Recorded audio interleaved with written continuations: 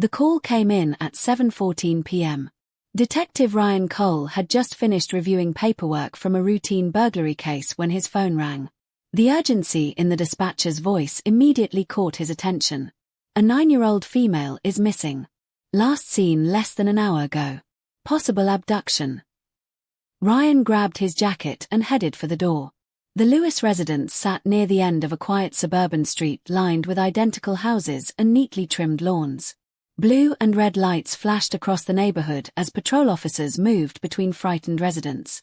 When Ryan stepped from his vehicle, he noticed the decorations first. Pink balloons still swayed from the mailbox. A banner stretched across the front porch. Happy 9th birthday, Emma. The celebration had ended abruptly. Inside, the house felt frozen in time. Half-eaten slices of cake remained on paper plates. Wrapping paper covered the living room floor. Children's laughter had been replaced by nervous whispers and the crackle of police radios. Ryan found Emma's father pacing near the kitchen. Mark Lewis looked exhausted, his face pale and streaked with tears. "Detective," he said. "Please find my daughter." Ryan nodded calmly. "We're doing everything we can. Start from the beginning." Mark explained that Emma had been playing in the backyard with several children shortly after opening presents. At some point, she wandered out of sight. Nobody realized she was gone for nearly 20 minutes. By then, the neighborhood search had already begun. Ryan listened carefully. Parents often overlooked critical details during moments of panic.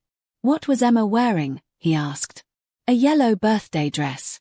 White shoes." "Did she seem upset today?" "No. Anyone unusual around the neighborhood recently?" Mark shook his head. "No. Nothing." The answers came quickly. Too quickly. Still, Ryan sensed genuine fear. Mark looked like a man living through every parent's worst nightmare. A uniformed officer approached. "The mother is ready to speak." Ryan followed him into the dining room. Claire Lewis sat alone at the table. Unlike her husband, she wasn't crying. Her hands rested calmly in her lap. Her breathing remained steady. She looked worried, but something felt strange. Ryan couldn't immediately explain why. "Mrs. Lewis," he said gently, "I need to ask you some questions." She nodded. "Of course." The interview began routinely. Claire described the party guests, Emma's friends, and the timeline of events. Every answer sounded reasonable. Every detail fit. Yet Ryan couldn't shake the feeling that something was missing. Then he asked a simple question. "When did you last see Emma?" Claire paused. Only for a second. But Ryan noticed. About 6 o'clock. Her eyes drifted toward the window. A tiny movement. Barely noticeable. Still, detectives learned to trust instincts. "What were you doing then?" "Talking with guests." Ryan wrote notes. The room grew silent. Outside, search teams continued combing the neighborhood.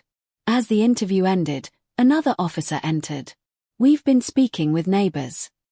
Ryan stepped aside. "What did they say?" The officer lowered his voice. "Several people reported hearing arguments coming from this house earlier in the week." Ryan frowned. "Between who?" "They aren't sure." That information hadn't appeared during either interview.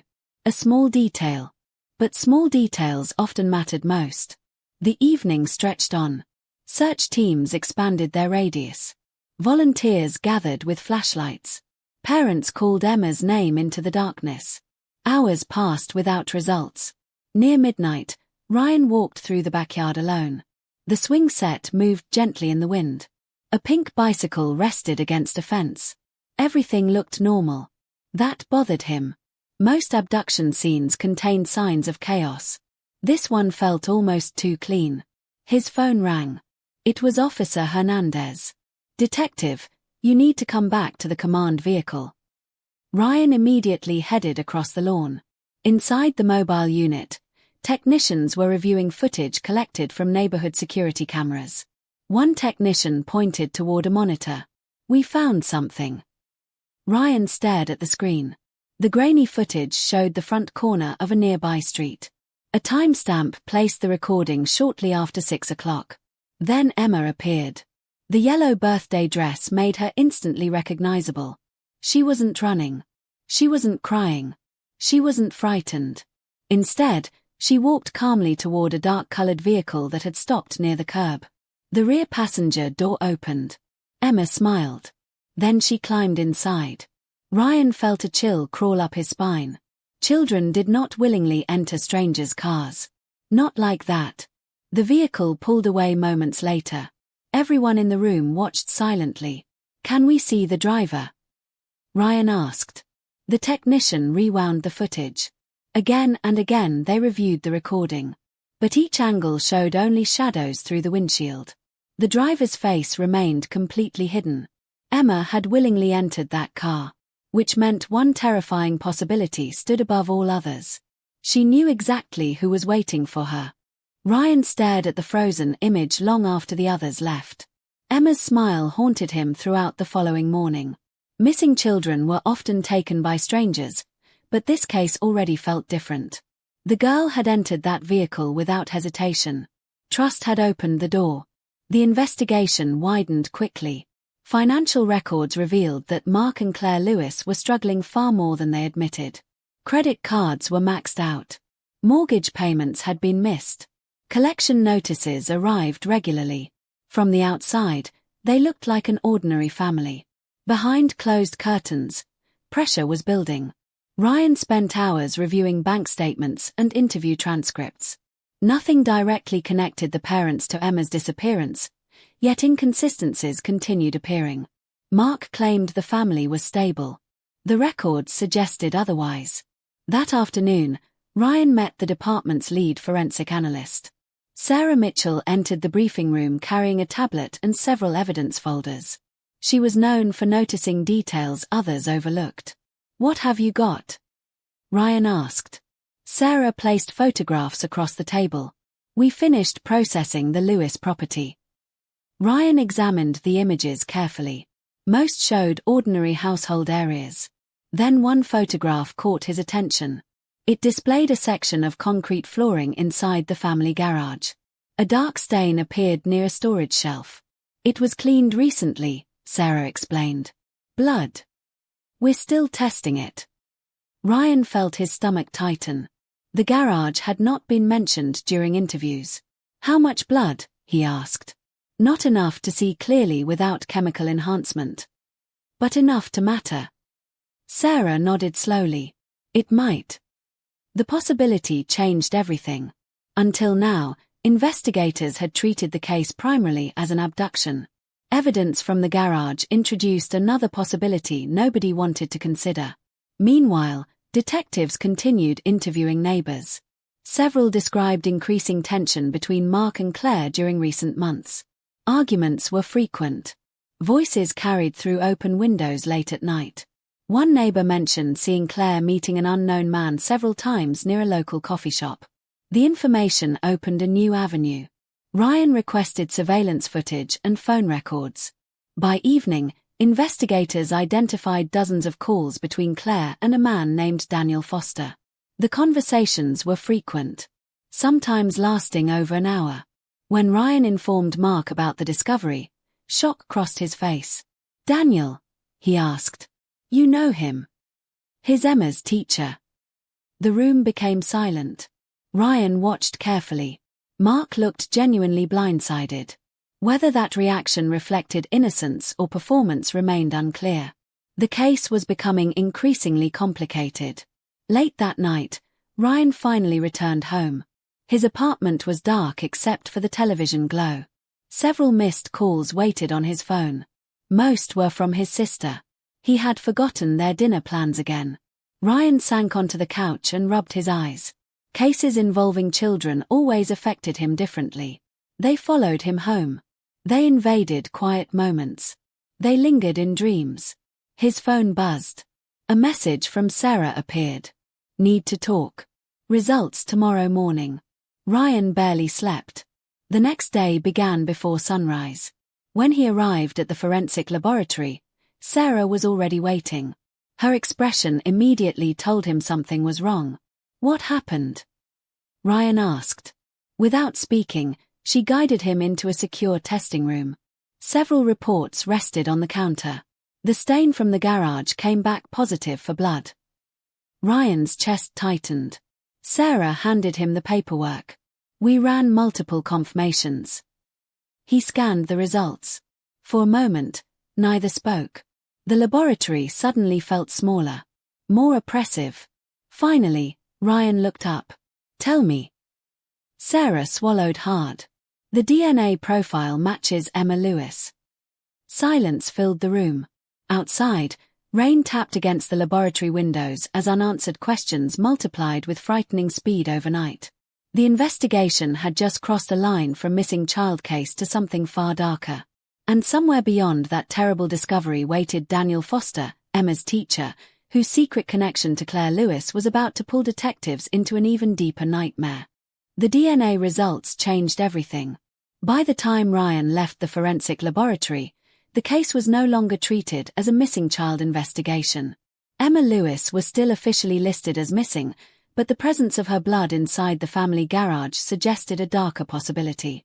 The question was no longer whether something terrible had happened. The question was who was responsible. Ryan spent the morning reviewing the latest digital evidence collected from the Lewis family phones and computers. Hundreds of messages had been recovered between Claire Lewis and Daniel Foster. At first glance, the conversations appeared harmless.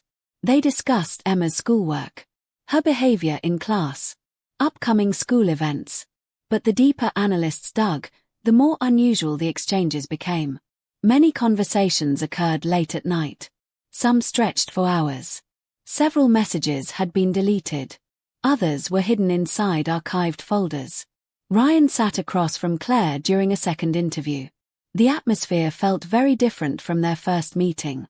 Why didn't you tell us about Daniel Foster? Ryan asked. Claire avoided eye contact. I didn't think it mattered. You've exchanged hundreds of messages. He was Emma's teacher. Ryan slid several printed records across the table. Teachers don't usually text parents at 2 in the morning. Claire remained silent. For several uncomfortable seconds, neither spoke. Finally, she sighed. We became friends. Friends. That's all. Ryan wasn't convinced. The evidence suggested something more. Whether that relationship connected to Emma's disappearance remained unclear. But it could no longer be ignored. A few hours later, Daniel Foster arrived at the station voluntarily. He was younger than Ryan expected. Well-dressed. Calm. Confident. The kind of person who made strong first impressions. Daniel sat comfortably across from investigators and answered every question without hesitation. Did you have a relationship with Claire Lewis? Ryan asked. Daniel nodded. We were close. How close? We talked. Only talked. Daniel paused briefly. We became emotionally attached. The admission surprised nobody. The evidence already pointed in that direction. Still, hearing it aloud changed things. Was the relationship physical? Ryan asked. No. You expect us to believe that. It's the truth. Ryan studied him carefully. Daniel showed no visible signs of panic. No anger. No fear. Only exhaustion. The teacher looked like a man carrying a burden he desperately wanted to explain but couldn't. What happened to Emma? Ryan asked. Daniel's expression hardened. I don't know. You understand how bad this looks? I do. Ryan leaned forward. Then help me understand why a missing girl's mother exchanged hundreds of secret messages with her teacher. Daniel lowered his gaze. When someone feels trapped, they look for someone who will listen. The answer lingered in the room. Not a confession. Not an explanation. Something in between. As investigators continued questioning Daniel, Sarah Mitchell remained focused on digital recovery efforts.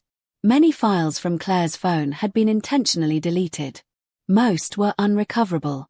One, however, refused to disappear completely. Hours of forensic reconstruction eventually produced a damaged voicemail file. The recording had been erased weeks earlier. Sarah listened alone at her workstation. At first, she heard only static. Then voices emerged. A woman. A child. The audio quality was poor. Several words were impossible to understand. Sarah immediately contacted Ryan. "You need to hear this." Ryan arrived at the lab 20 minutes later. Sarah replayed the file. The recording lasted less than 30 seconds. A female voice spoke first. The words were distorted. Then another voice entered the conversation. "Emma." Ryan instantly recognized her from previous recordings. For several moments, everything sounded ordinary. Then the tone changed. A sudden movement. A loud crash. Confusion. Someone shouting. Ryan's pulse quickened. "What is she saying?" he asked. "We're still enhancing it." The audio continued. More noise. More panic. Then came a sound that froze both investigators in place. Emma screamed. Not a frightened gasp. Not surprise. Pure terror. The kind of scream no child should ever make. Sarah's face turned pale as the recording echoed through the laboratory. The scream lasted only seconds. Then the audio abruptly ended. The file cut to silence. Ryan stared at the speakers. Neither investigator moved. Neither spoke. Because both understood the same terrifying possibility. Somewhere inside that deleted voicemail was evidence of the moment everything went wrong. And if they could uncover what happened immediately before the scream, they might finally discover who had been with Emma during her final known moments. The deleted voicemail became the center of the investigation.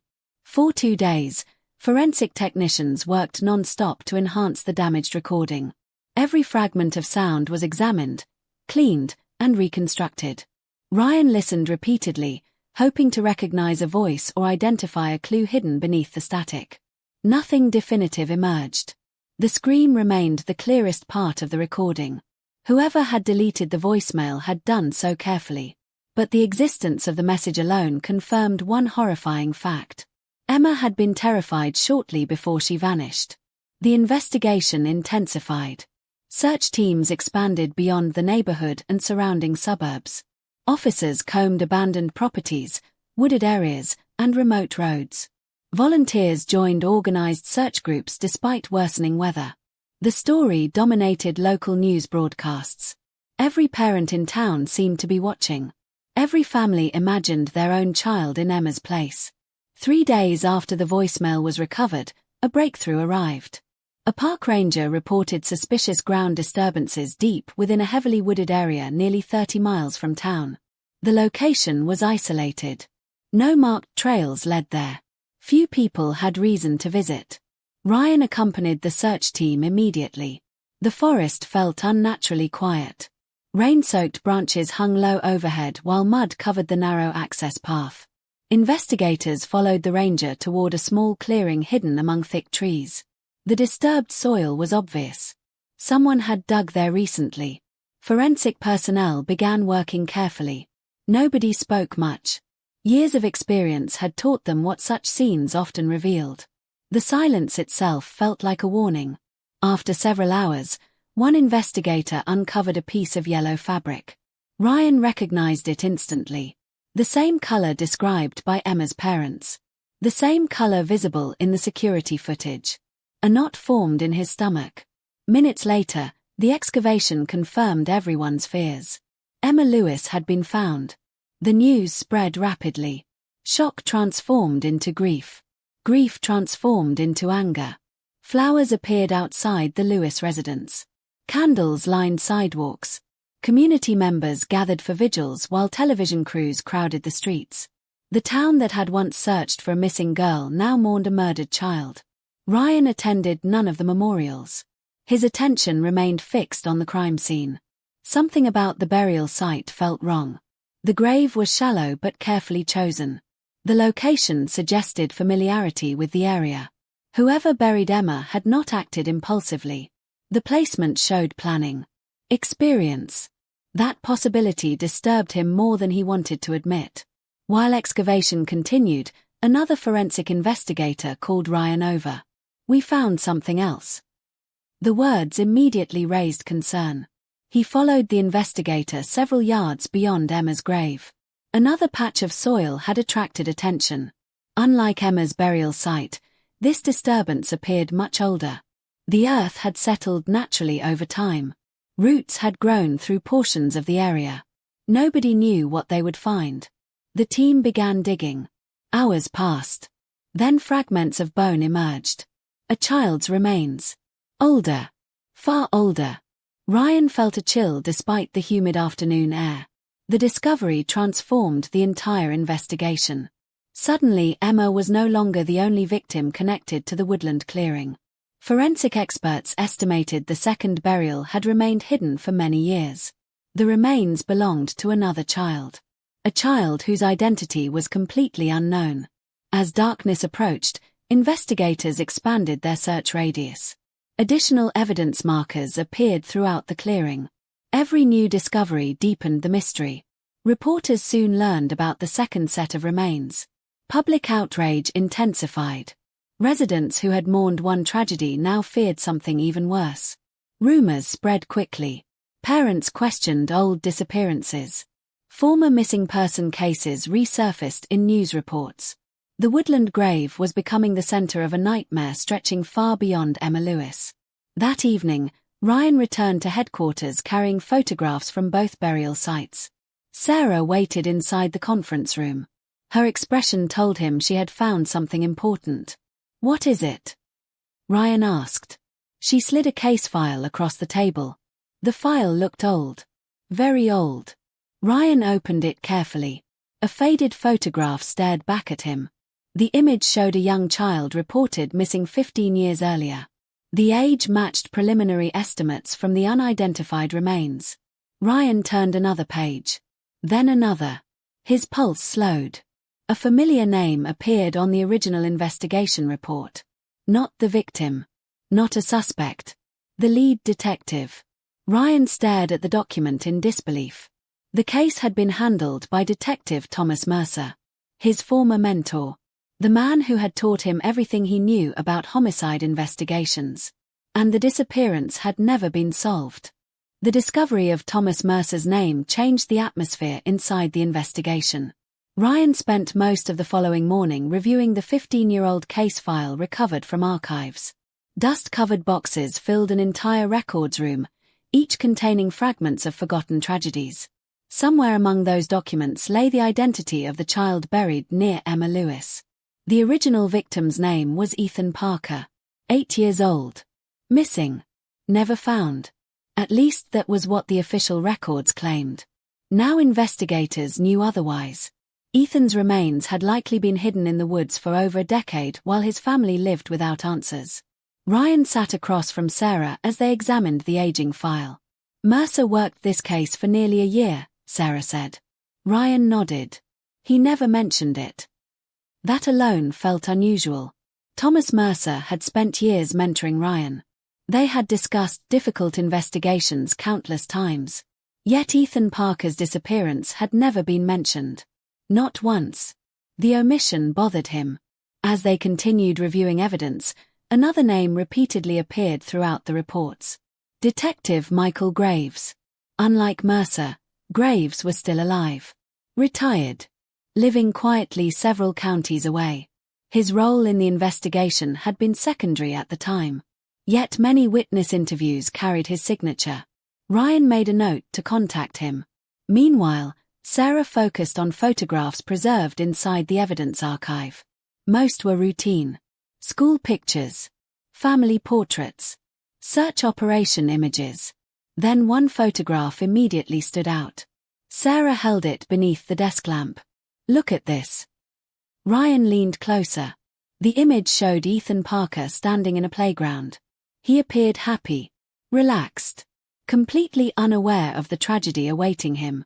But Ethan wasn't alone. Standing beside him was a teenage boy, approximately 16 years old. The teenager's arm rested casually on Ethan's shoulder. Neither looked uncomfortable. Neither appeared forced. They clearly knew each other. Ryan studied the image carefully. Who is he? Sarah searched the file. No answer appeared. No identification. No explanation. Only the photograph. The mystery deepened further when investigators located a supplemental report written by Michael Graves. The report mentioned the teenage boy briefly. According to witness statements, detectives had questioned him shortly after Ethan disappeared. The teenager denied involvement. No evidence connected him to the case. Then something strange happened. He vanished. Not missing in the traditional sense. Gone. His family moved unexpectedly. School records stopped. Employment records disappeared. The trail simply ended. Ryan reread the report twice. That's impossible. Sarah agreed. People rarely disappeared so completely. Especially teenagers. Someone had either hidden remarkably well or received assistance. Neither explanation was reassuring. The investigation shifted focus. Researchers began tracking old addresses, school records, and public databases connected to the unidentified teenager. Progress was slow. Many records had been lost.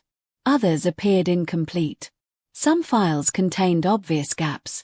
The deeper Ryan looked, the more concerned he became. Several documents referenced during the original investigation no longer existed. Entire interview transcripts had vanished. Evidence logs contained missing entries.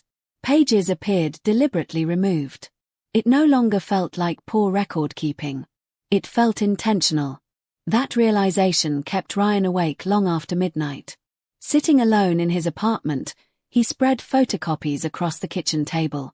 The pattern was becoming impossible to ignore. One missing child might be coincidence. 2 hidden burial victims suggested something larger. Disappearing evidence pointed toward active concealment. Someone had worked very hard to keep certain truths buried. The question was why. 3 days later, a breakthrough arrived. A digital analyst rushed into the task force office carrying a file. "We found him." Ryan immediately stood. "The teenager." The analyst nodded. Using facial comparison software and archived records, investigators had located a match. Not under the teenager's original name. Under a completely different identity. A legal identity. Documented. Established. Protected for years. Ryan stared at the updated photograph displayed on the screen. The face had aged. The hairstyle was different. The name attached to the record was unfamiliar. Yet there was no mistake. The teenager from the playground photograph was alive. He had spent 15 years living as someone else. And according to current records, he had no connection whatsoever to Ethan Parker. Which meant one of 2 things.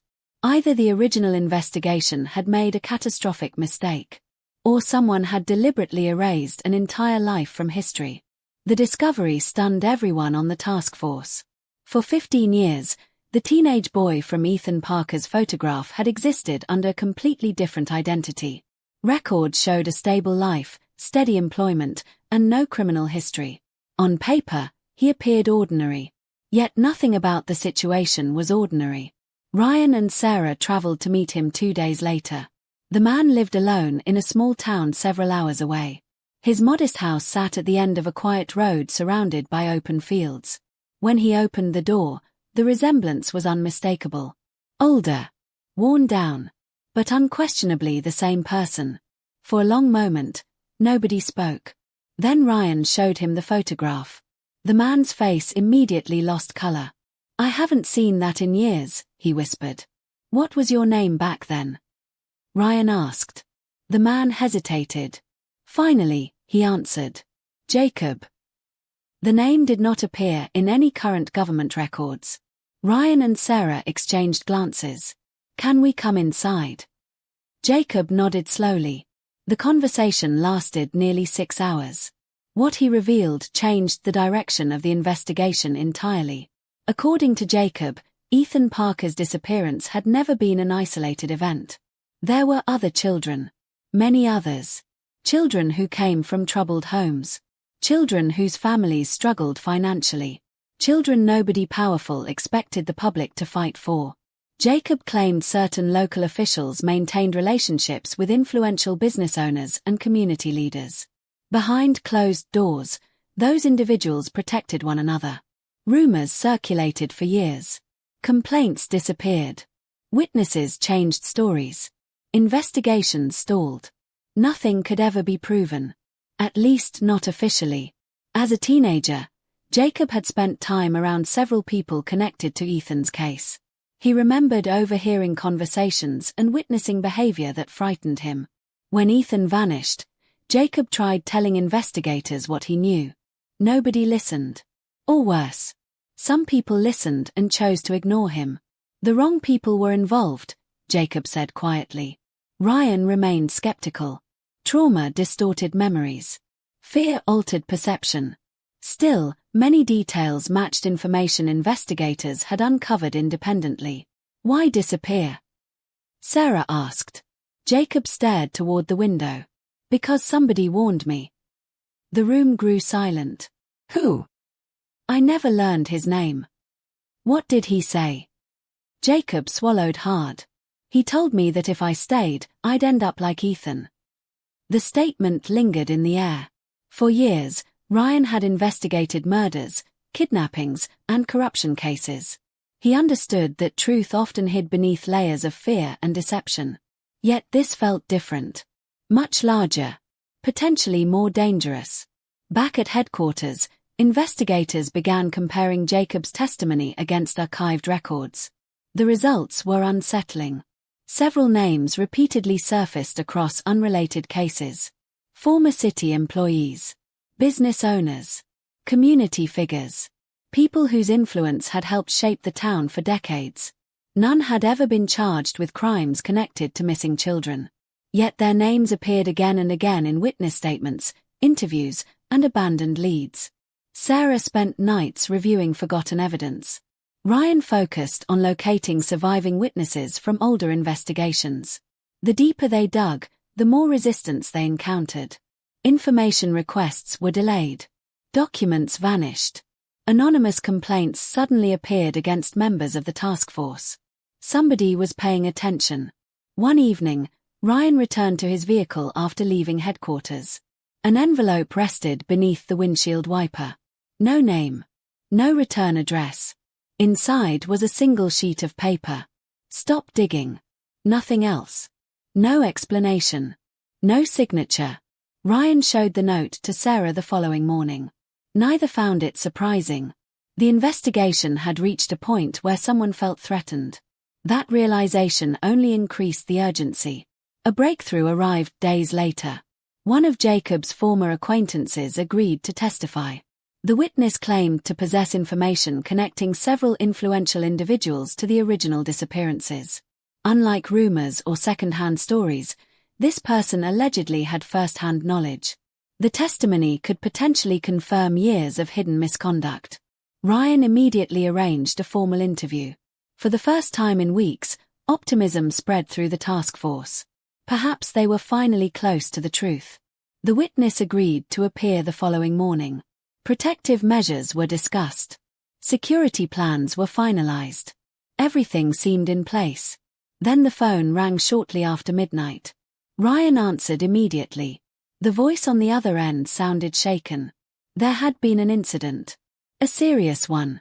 Minutes later, Ryan and Sarah arrived at a small apartment complex surrounded by patrol cars and flashing lights. Crime scene tape blocked the entrance. Paramedics stood nearby. Neither investigator needed an explanation. They already knew. The witness scheduled to testify in just a few hours lay dead inside the apartment. Whoever wanted the truth buried had struck first. The murder of the key witness changed everything. What had once been a fragile but promising lead now felt like a warning shot. The apartment complex was sealed within minutes, but the damage was already done. Any hope of a clean testimony was gone. Ryan stood outside the crime scene tape long after the initial chaos settled. Rain began falling again, soft at first, then heavier. Sarah joined him without speaking. Neither needed words. The message was clear. Someone was watching. And someone was willing to kill to keep the past buried. Inside the task force office that night, investigators revisited Jacob's testimony alongside all known personnel from the original Ethan Parker case. The list was long, but one name continued resurfacing in unusual places. Detective Michael Graves. Unlike Thomas Mercer, Graves had not been the lead investigator. He had served in a supporting role during multiple cold cases spanning years. His record showed consistency, discipline, and an unusually high clearance rate. But something about his files felt incomplete. Sarah noticed it first. Several documents were missing official stamps. Others contained corrected entries written in different ink. One report referenced a search location that did not match any known coordinates. Ryan leaned over the table. "This doesn't look like an accident." Sarah nodded. Some of these changes were made after submission. That meant someone had altered official records. On purpose. The realization pushed Graves from a background figure into a central suspect. By morning, Ryan and Sarah traveled to the retirement home where Michael Graves now lived. The building was quiet, surrounded by trees and distant road noise. Graves himself appeared older than expected. His posture was stiff, his movements slow, but his eyes remained sharp. When Ryan mentioned the Ethan Parker case, Graves did not deny involvement. Instead, he sighed. "I was waiting for this," he said. Inside his small apartment, the atmosphere felt heavy. Old case files lined shelves. Boxes labeled with faded handwriting were stacked against the walls. Ryan immediately noticed something unusual. Some files were sealed with tape marked personal. "Why were your reports altered?" Ryan asked. Graves didn't answer immediately. Instead, he sat down slowly. "Because they had to be." Sarah frowned. "That's not an explanation." Graves looked at her. "It's the only reason any of you are still alive and not chasing ghosts that would get you killed." The statement hung in the room. Ryan pressed further. "Are you saying you hid evidence?" Graves nodded once. "I protected people." "From who?" Graves hesitated. That hesitation said more than words. The interview ended without resolution. But before they left, Graves handed Ryan a sealed box. "Don't open it here," he said quietly. Back at headquarters, Ryan opened the box alone. Inside were old photographs, handwritten notes, and a worn leather journal. The journal belonged to Michael Graves. Its pages were filled with fragmented entries spanning years. Some described routine investigations. Others detailed personal reflections. But one section immediately stood out. It referenced Graves's daughter, Emily Graves. Ryan read carefully as the entries became more erratic. Emily had disappeared years earlier under circumstances never publicly explained. Official reports listed her as a runaway. Graves's writing suggested otherwise. He believed she had been taken, possibly connected to one of the very cases he had investigated. As Ryan continued reading, the tone of the journal shifted. Fear replaced analysis. Grief replaced professionalism. Then came the final entry. The handwriting was shaky, unstable. It suggested Graves had discovered something shortly after Emily's disappearance. Something that connected her case to individuals he had been investigating at the time. But instead of exposing it, he made a decision. A decision that haunted him for the rest of his life. Ryan stopped reading. Sarah stood behind him, watching silently. "What does it say?" she asked. Ryan slowly closed the journal. His expression tightened. Because the final entry implied something he never expected. Michael Graves may have known who took his daughter. And worse, he may have allowed that person to walk free. The journal changed everything. Michael Graves was no longer just a retired detective with questionable records. He had become a man who may have sacrificed truth for something far more personal. The possibility that he knowingly allowed a killer to remain free weighed heavily on Ryan as he and Sarah reviewed the remaining evidence. But the deeper they looked, the more disturbing the pattern became. 4 child disappearances now stood connected. Ethan Parker, Emma Lewis, and 2 older, previously archived cases that had been treated as unrelated incidents for years. At first, there had been no clear link between them. Different neighborhoods, different years, different investigators. But Sarah noticed something hidden beneath the surface data. All 4 cases had missing documentation gaps. Each file showed signs of tampering. And every investigation had intersected, even briefly, with the same small group of community figures. Ryan leaned over the table. This isn't coincidence anymore. Sarah nodded. It's coordination. That word shifted the weight of the investigation entirely. Coordination meant intent. Intent meant structure. And structure meant someone had been organizing this for years. While reviewing archived municipal records, Sarah made another discovery. A sealed case file marked only with a numerical code, 5 unlisted. There was no victim name attached. No public record. No press coverage. Nothing. It should not have existed at all. Ryan opened the file carefully. Inside were partial documents referencing a missing child reported by a private institution rather than a family. The report had been classified internally and never escalated to public databases. The victim had no official identity listed in national missing persons systems. It was as if the child had been deliberately erased. This is the 5th case, Ryan said quietly. Sarah stared at the file. But there's no name. That's the point. The realization was chilling. A child had disappeared without leaving a public trace. And someone had ensured it stayed that way. As they dug deeper into Case 5 unlisted, Sarah uncovered financial records buried within municipal audit logs. Payments had been routed through multiple shell organizations. At first glance, they appeared like routine city expenditures. But the pattern told a different story. Funds flowed consistently toward individuals linked to all 4 known cases. Influential business owners, local officials, private contractors, people with the ability to influence investigations without ever appearing directly involved. Ryan felt the weight of it building. This goes higher than we thought. Sarah agreed. And someone is trying very hard to make sure we stop digging. The pressure became immediate. Over the next 48 hours, the task force began experiencing interference. Servers were accessed without authorization. Witness statements were delayed. 2 investigators were reassigned without explanation. Then came the warnings. Anonymous emails. Phone calls that disconnected immediately. A clear message was forming beneath the chaos. Stop the investigation. Or face consequences. Ryan refused to step back. Instead, he pushed harder. But the closer they moved toward identifying the individuals behind the network, the more dangerous the situation became. One evening, Sarah discovered a critical financial transfer linking 3 key suspects directly to a private security firm that had operated in the region for years. The same firm appeared in connection with all 5 cases, including the unlisted one. Before she could present the findings, the system log files began deleting themselves in real time. Someone was actively erasing evidence while they watched. That night, Ryan returned home later than usual. The hallway outside his apartment was unusually quiet. Something felt wrong. When he opened his door, nothing appeared disturbed. Until he noticed the package placed carefully on his kitchen table. No return address. No markings except one label written in black ink. Case 5. Ryan stood still for several seconds. Then slowly opened the box.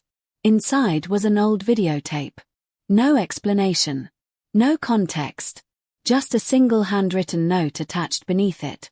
Watch carefully. Ryan didn't sleep. The videotape sat on his kitchen table like a live wire, untouched for hours as he paced through fragmented thoughts. Every case, every file, every contradiction now felt like part of something deliberately constructed rather than discovered. By morning, Sarah arrived with backup equipment. "We should review it together," she said quietly. Ryan nodded, though his hands were already shaking slightly as he inserted the tape into an old playback device retrieved from evidence storage. The screen flickered. Static filled the room for several seconds. Then the footage began. At first, it appeared to be surveillance recordings stitched together from different time periods. Grainy visuals showed interview rooms, hallways of the police station, and private meetings that should never have been recorded. Ryan leaned forward. One scene showed a witness from Ethan Parker's case giving a statement. But the audio revealed something different from the official transcript. The witness clearly named individuals investigators had never officially linked to the disappearance. Yet that testimony had never appeared in any report. It had been removed. The next clip showed a conversation between two officials discussing how to reframe a case to protect reputations. Ryan felt his stomach tighten. "This is edited," Sarah whispered. "Not fully," Ryan replied. Each segment was real enough to be unsettling. Names matched known personnel. Timelines aligned with case files. Nothing felt fabricated. Only hidden. As the tape continued, a pattern emerged. Every major investigation connected to the 5 cases had been influenced by a consistent figure. Not always visible. Not always present in the footage. But referenced repeatedly in conversations, decisions, and instructions. Someone who never appeared in official reports. Someone who directed outcomes without leaving fingerprints. Ryan's pulse quickened as the clips escalated. One segment showed a meeting involving Michael Graves and other detectives shortly after Ethan Parker disappeared. Graves appeared visibly distressed, arguing against a decision being made. But a calm voice off camera interrupted him. The voice was never shown. Only heard.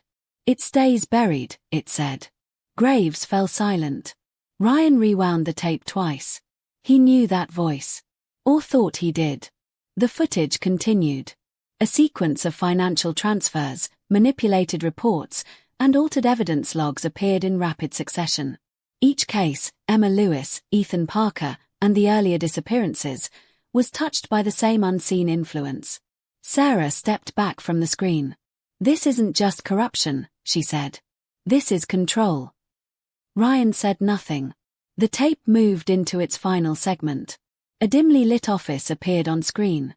Papers were scattered across a desk. Case files Ryan recognized immediately lay open in front of a figure seated with their back partially turned. The audio sharpened. The figure spoke calmly, reviewing outcomes of multiple investigations like a ledger being balanced.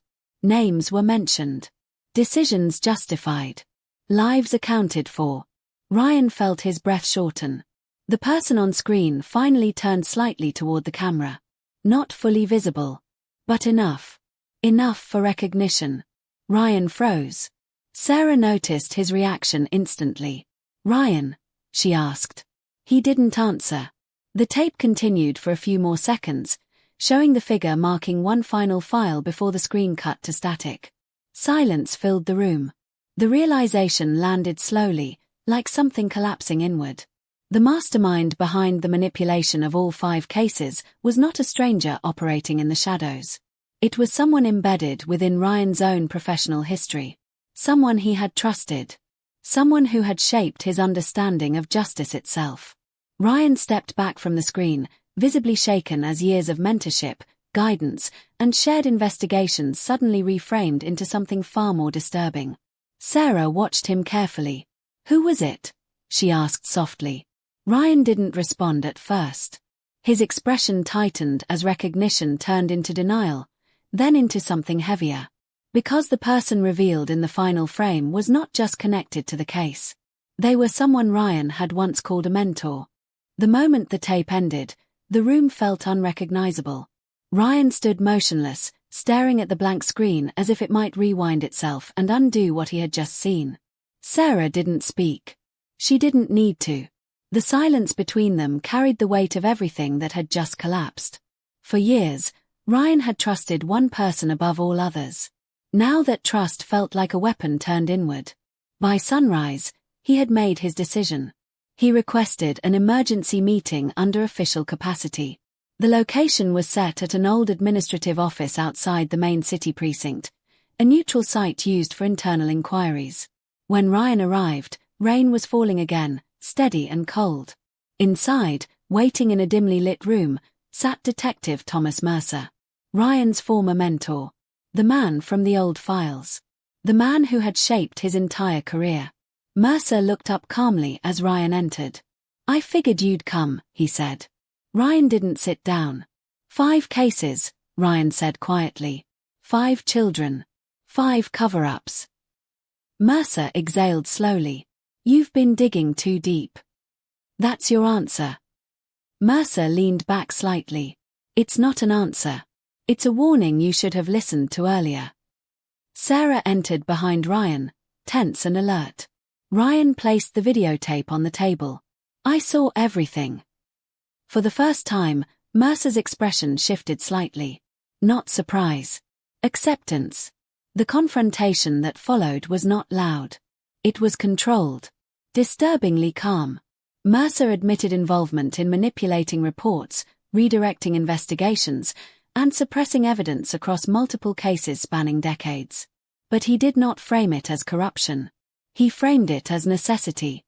"Some truths destroy more than they reveal," Mercer said. Ryan stepped forward. "You destroyed families. I protected the system from collapsing." Sarah cut in sharply. "You killed the truth." Mercer didn't deny it. Instead, he revealed something far worse. Blackmail had been used to control officials. Careers had been ruined quietly. Witnesses had been silenced through pressure, relocation, or fear. In some cases, evidence had been deliberately altered to protect individuals connected to the original network. Ryan listened, sickened by the scale of it. "And the children?" Ryan asked. A pause. Mercer's silence answered more than words ever could. Outside, patrol units began arriving as Sarah had already alerted internal affairs. The building was soon surrounded. Mercer remained seated. Calm. Almost relieved. "Do you think arresting me changes anything?" he asked softly. "It ends this," Ryan replied. Mercer gave a faint, tired smile. "No. It only exposes how long it's been happening." Officers entered moments later and secured Mercer without resistance. The arrest was quiet, almost anticlimactic compared to the devastation it represented. But the aftermath was anything but quiet. Within hours, news of the arrest spread through the department. Then the city. Then beyond. Old cases were reopened. Families of missing children were contacted. Some learned their loved ones had likely been victims of the same network. Others were forced to confront the possibility that answers might never come. Reputations collapsed overnight. Officers who had spent decades building careers found themselves under scrutiny. Public outrage surged as years of hidden manipulation came to light. Ryan remained at headquarters throughout the day, watching the fallout unfold like a slow explosion. Yet beneath the chaos, something heavier lingered. Emma Lewis. Even with Mercer in custody, one question remained unresolved. Who had taken her? And why did her case feel different from the others? Late that night, Mercer requested to speak one final time before formal transfer. Ryan agreed. Inside the holding room, Mercer looked older. Weary. Almost human in a way Ryan had never seen before. "You still don't understand everything," Mercer said quietly. "I understand enough," Ryan replied. Mercer shook his head slightly. "No. You understand me. Not her." Ryan's expression tightened. "Emma's case wasn't part of your confession." Mercer hesitated. For the first time, uncertainty crossed his face. Then he spoke. "Emma Lewis wasn't just another case." A pause. Then the final words. "She was already known to someone you trust far more than you should." The words Mercer left behind didn't fade. "She was already known to someone you trust far more than you should." They echoed through Ryan's mind long after the interrogation room was empty, long after Mercer had been taken away, long after the building itself had fallen into uneasy silence. Emma Lewis was gone. Mercer was in custody. The network had been exposed. But nothing felt finished. Ryan and Sarah spent the following days buried in files that now poured in from internal affairs. Evidence once locked away was finally accessible. Case histories unfolded like layers of a wound being reopened. And at the center of it all, a pattern became painfully clear. Emma's death had not been an isolated failure. It had been preventable. Years earlier, warning signs had surfaced in unrelated investigations. Reports mentioning similar names. Suspicious financial ties. Disappearing witness statements. Each one had been dismissed, buried, or redirected under Mercer's influence and the broader network's control. If even one of those cases had been properly pursued, the system might have fractured sooner. And Emma might still be alive. That realization settled heavily on Ryan. He sat alone in the evidence room one night, surrounded by boxes labeled with names of children who had never come home. Sarah eventually joined him, placing a file gently beside him without speaking. "We should have seen it," she said quietly. Ryan didn't respond immediately. "We did see it," he finally said. "We just didn't understand what we were looking at." Sarah exhaled slowly. "Or we weren't allowed to." That distinction mattered. Too much. Across the city, arrests continued. Officials resigned under pressure. Some disappeared from public life entirely.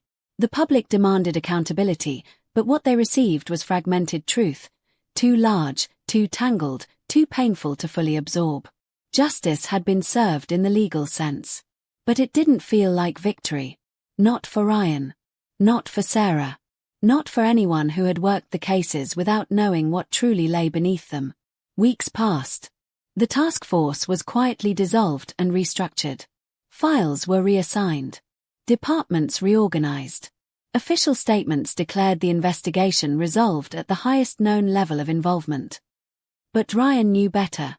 High level did not mean complete. One evening, Sarah visited Ryan's apartment. She found him sitting in the dark, watching old case files projected across his wall like ghosts refusing to disappear. "You need to rest," she said. "I can't," Ryan replied. Sarah stepped closer. "This isn't yours to carry alone." Ryan laughed bitterly. "It became mine the moment I started believing the system was clean." Silence followed. Then Sarah spoke more softly. "Do you think Mercer was telling the truth about Emma's connection to someone we trust?" Ryan didn't answer right away. Because the truth was, he didn't know. And not knowing was worse than certainty. Months later, life tried to return to normal. The media moved on. New stories replaced old ones. The city slowly forgot the names of the children it had once mourned. Ryan returned to desk work. Sarah transferred to a quieter division. Neither of them spoke about Mercer anymore. At least not openly. Then, one afternoon, a package arrived. No return address. No explanation. Just a sealed evidence box marked with an old case number Ryan didn't recognize. He opened it alone. Inside was a photograph. Faded. Partially damaged. But unmistakable in its implication. A child stood at the center of the image. And beside them was something, or someone, Ryan had never seen in any of the official records before. The label on the back of the photograph read only one line. Case unknown, linked series. Ryan stared at it for a long time. Because despite everything that had been uncovered, despite Mercer's arrest, despite the collapse of a hidden system built over decades, this image suggested one impossible truth. The investigation wasn't over. It had only changed shape. And somewhere inside that new shape was a victim no one had ever known existed.